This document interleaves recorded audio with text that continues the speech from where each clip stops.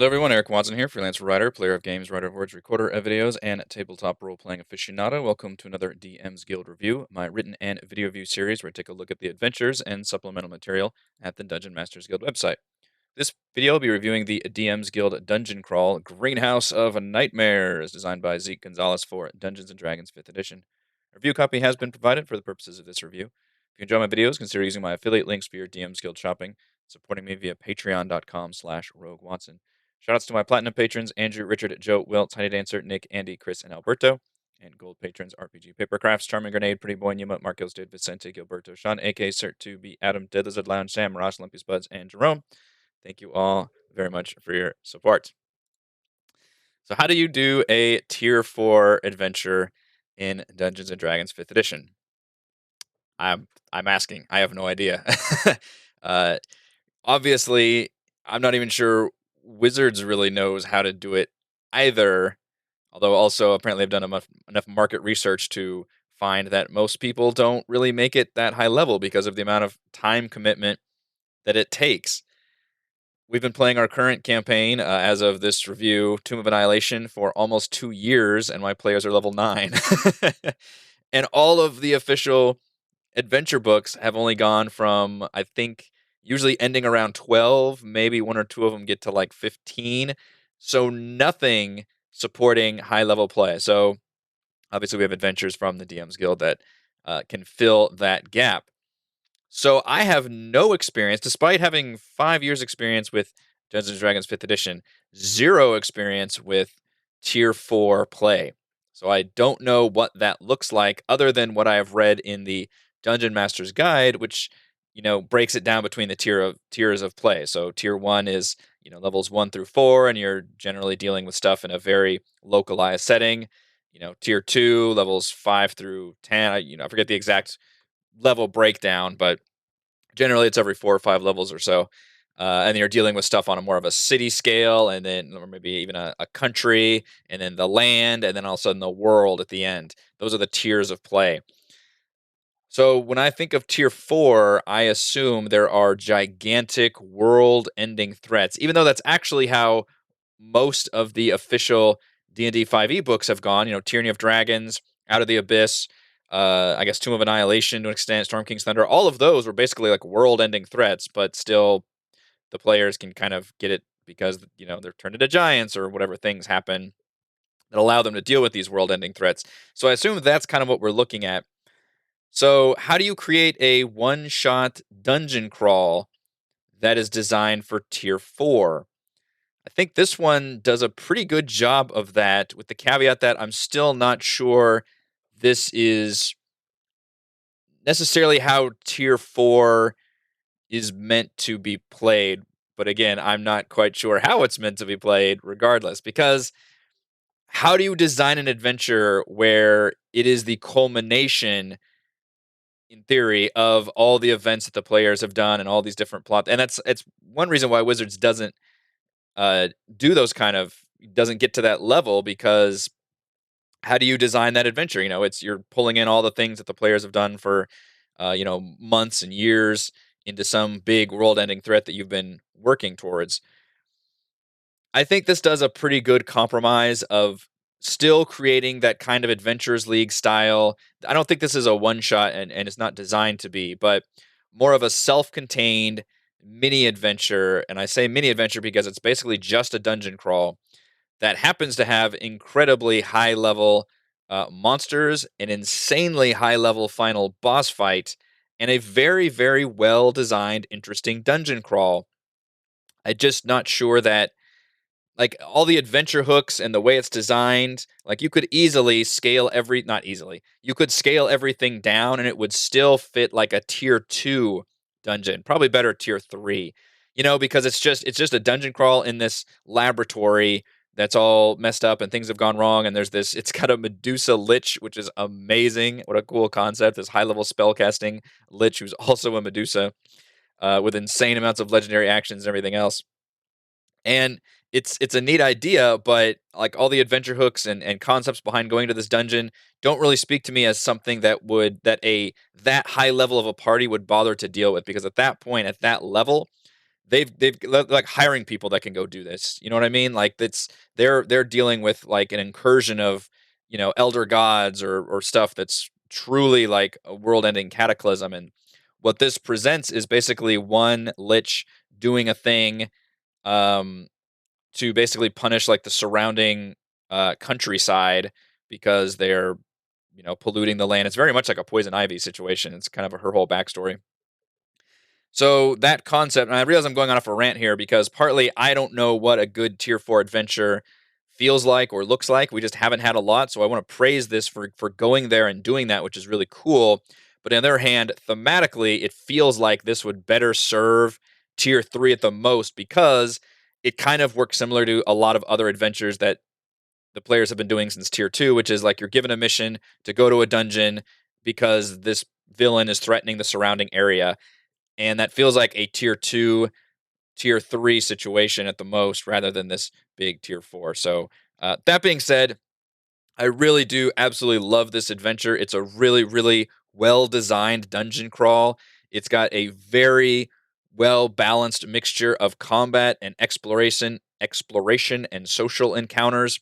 It's formatted very well. The layout is lovely. There's art everywhere. I really love whatever the hell font this is. It looks really cool, and I like the green. The green on white looks really well too. It's super thumbs up for the actual production values. I'm not a big fan of the actual map because unfortunately it is the Dyson logo style map, which a lot of folks do like that style. Obviously, it's been used in some of the recent official campaign books. I, as somebody who plays on virtual tabletops, do not at all like that style. And unfortunately, we also don't get a separate playable handout that players can actually play on. So that's another kind of bummer. But it's very well done.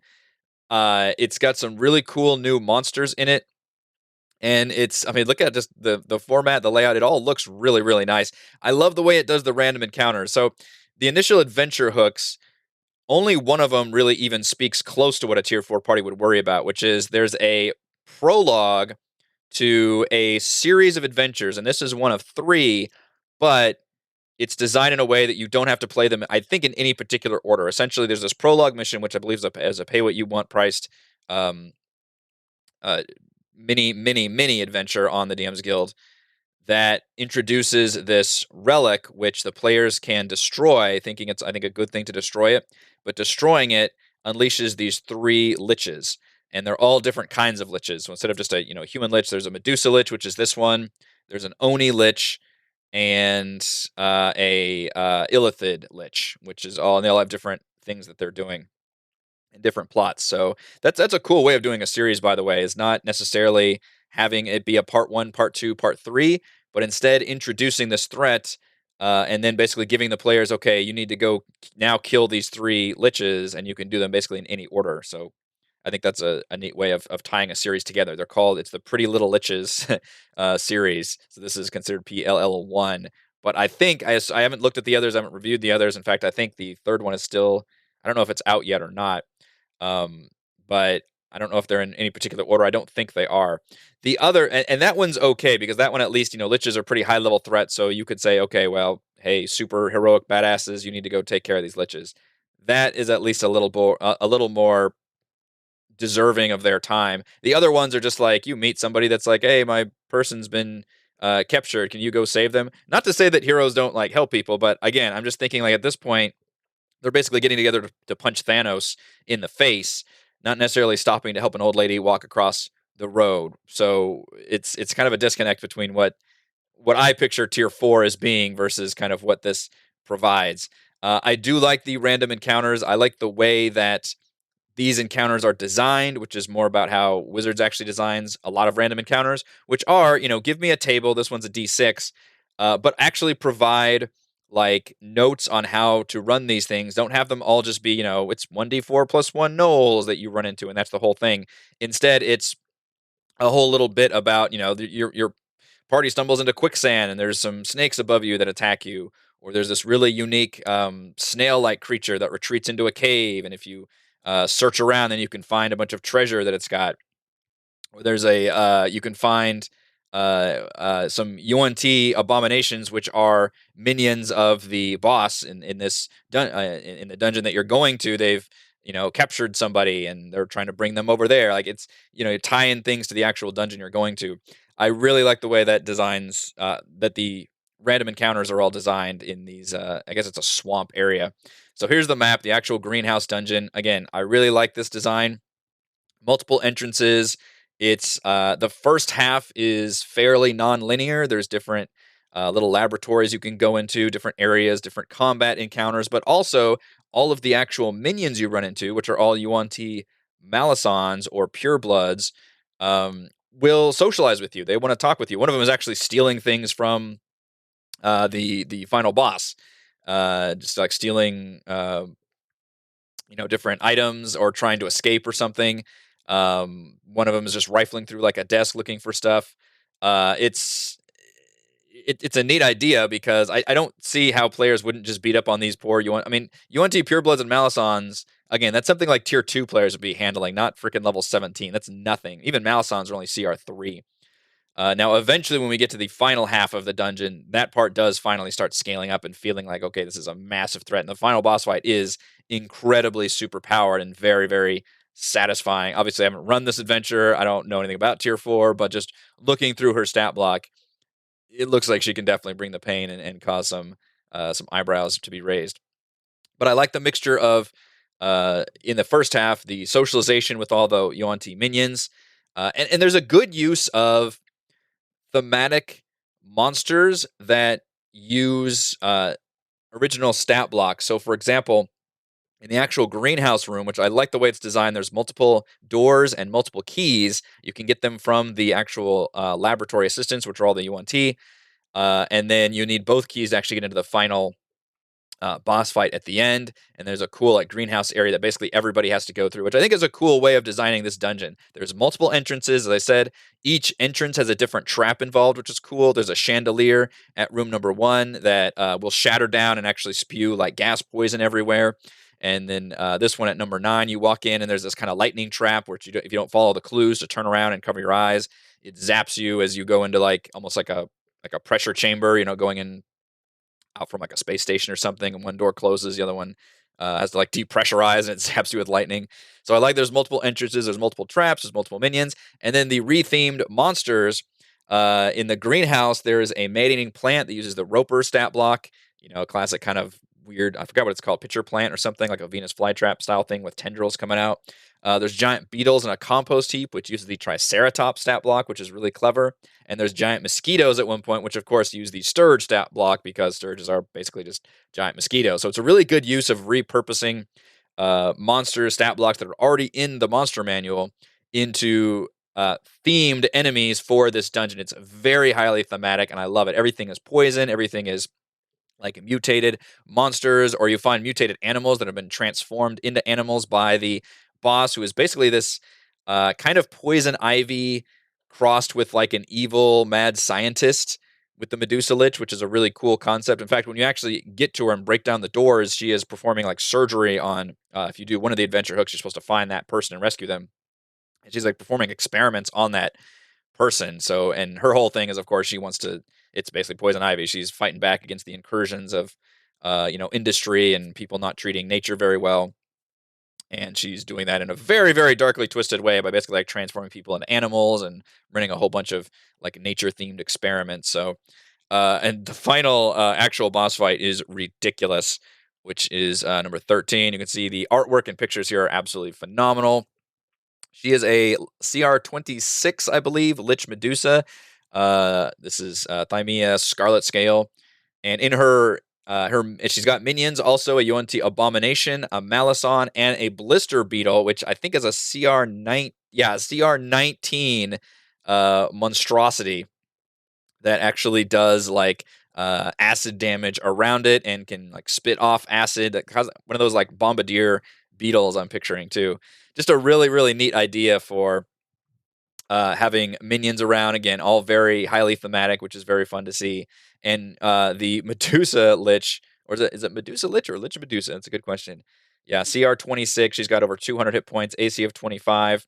One of her legendary actions, which you can see an entire like separate stat block for legendary actions is just to turn into an ancient green dragon. So, up until now, we've been fighting, again, like Triceratops beetles and like socializing with Yuan-Ti minions. It hasn't really felt like a big tier 4 threat at all, even balance wise, until finally I get to this final boss fight and I'm like, oh, here we go. This is something that probably only incredibly high level players would be able to handle. She's got all of the Lich spell casting, she's got all the Medusa petrifying gaze, and then she's got like all those legendary actions plus even more having to do with like plant control, and then just, shape changing into an ancient green dragon. She's also got magic items on her. She's got like a longbow of wounding. Like it's pretty awesome. So I was really impressed with that. That's pretty cool to see. It's got a really, really nice, epic feeling to it. You can also negotiate with her at the very end, which is a skill challenge, which is something that I actually reviewed a book that converted skill challenges, which were, I think, a 4th edition thing, into 5th edition. And here I think it works well because obviously the fail state is you have to fight her, whereas the success rate is you don't have to fight her and you could just kind of talk her out of it. But it is very hard. It even mentions that the original DC is 16, and players can, of course, use different kinds of skills, so everybody could just use their best skills. You do need to make 6 successes before, I believe, 3 failures. It does mention that you can adjust the difficulty, and something it says at the very beginning is like, hey, you know, it's tier 4 is hard, and if your players are well optimized and everything, then feel free to adjust everything up as needed. So that's definitely a good note to have. But I do also appreciate the conclusion at the end, because a lot of adventures I read kind of skimp on the actual epilogue and denouement of the adventure. And this one, not only does it have different end states depending on the choices you made. For example, if you did bargain with her, or if you killed her, or if you killed her and didn't destroy her reliquary, which, by the way, I learned that a actual phylactery is a real thing, referred to as a thing that it's like a leather box that you keep Hebrew texts in for uh, Jewish folks performing religious activities like prayers and things. I That was complete news to me. That was, the more you know, knowledge. So that's called a reliquary in here. And if you actually destroy her reliquary, which is guarded by this blood bush, you have to sacrifice 100 hit points worth of blood to this bush to actually destroy her reliquary. And if you don't, then of course she comes back and just turn into a dragon and basically hunt the players down, which is pretty cool. And depending on what adventure hook you used, there's also conclusions for each of those, which is very nice to see. Some of them, obviously, as a character telling you to go kill all these different unique liches. If you follow that one, that's probably the most satisfying one. But otherwise, if you just rescue people, and you could use multiples, like if you rescued somebody and they say, "Hey, thanks for rescuing me, we're going to reward you," that's also pretty nice to see. So I like the conclusion. It's just it's very well put together. We got a bunch of new unique stat blocks, which, because they're so high level, they're pretty complex, and they've got a lot going on in each of them. Awesome artwork throughout, and I really do like the balance between being able to socialize. There's people you can rescue. There's people you can unpetrify or unmutate by casting Greater Restoration. And again, at this level, the player should be able to do all these things. You can talk to the minions, which is cool. There's a lot of traps. There's a lot of things to explore and find hidden treasures in, which is the exploration pillar. The keys you have to find to open the doors, get into the greenhouse, all that. And there's plenty of good combat. So it's a really, really well-designed dungeon crawl with just the perfect amount of all of those things. I just don't know if it says tier 4 until you get to that final boss fight, and then that actually does feel like a very high level, satisfying boss battle. But otherwise, it just doesn't quite feel like the threat is a proper threat to warrant using tier 4. But on the other hand, how do you create a single dungeon crawl for tier 4? Maybe they're on their way to dealing with this, giant crisis. And, oh, by the way, can you guys stop over and handle this other threat? So I do feel, it's a hard thing to complain about, because otherwise, to create a tier 4 adventure, you basically have to create the entire, campaign up until then. So that's kind of that tricky part. All right, let's go over my pros and cons for Pretty Little Liches, the Greenhouse of Nightmares. Pros, it's a really fun dungeon theme. I really like the greenhouse concept. It's like, Poison Ivy's demented D&D layer.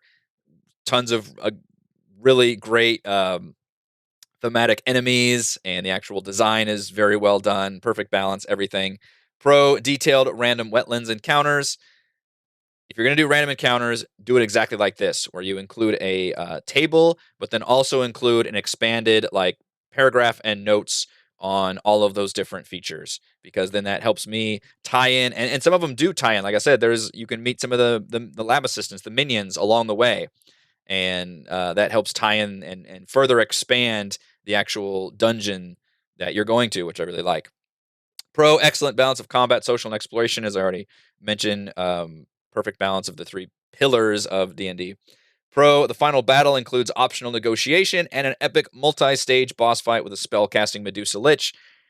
Absolutely awesome. One of the coolest final boss fights I have probably ever seen, honestly, which is very befitting of having a tier 4 adventure. I think that is a really cool character concept. She's got some backstory in there. The players can discover her backstory by digging up certain areas in the greenhouse, and then that would help them with negotiation. All of that from a social and exploration standpoint is great, but the actual boss fight also, from a combat standpoint, also really great.